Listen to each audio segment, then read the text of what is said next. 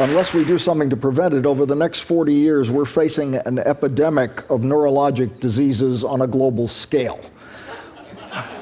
A cheery thought. On this map, every country that's colored blue has more than 20% of its population over the age of 65. This is the world we live in.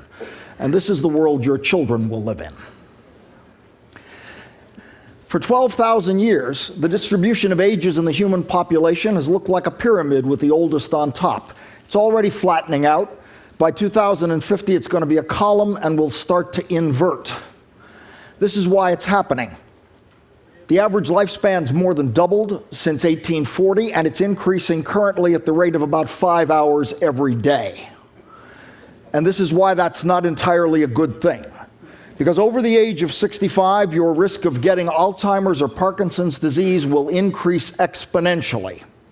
By 2050, there'll be about 32 million people in the United States over the age of 80, and unless we do something about it, half of them will have Alzheimer's disease and 3 million more will have Parkinson's disease.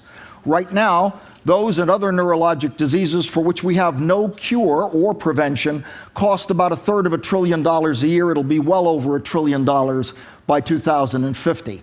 Alzheimer's disease starts when a protein that should be folded up properly misfolds into a kind of demented origami.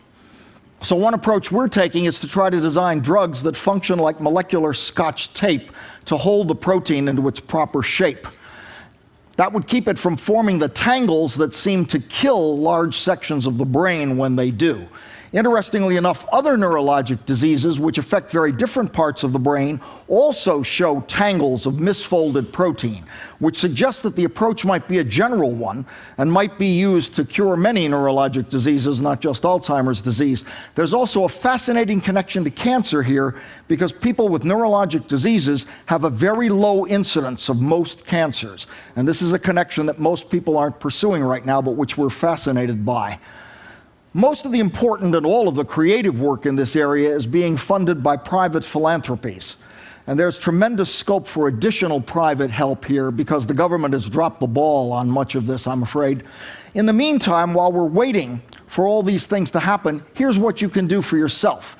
If you want to lower your risk of Parkinson's disease, caffeine is protective to some extent. Nobody knows why. Head injuries are bad for you. They lead to Parkinson's disease, and the avian flu is also not a good idea. As far as protecting yourself against Alzheimer's disease, well, it turns out that fish oil has the effect of reducing your risk for Alzheimer's disease. You should also keep your blood pressure down because chronic high blood pressure is the biggest single risk factor for Alzheimer's disease. It's also the biggest risk factor for glaucoma, which is just Alzheimer's disease of the eye. And of course, when it comes to cognitive effects, use it or lose it applies. So you want to stay mentally stimulated, but hey, you're listening to me.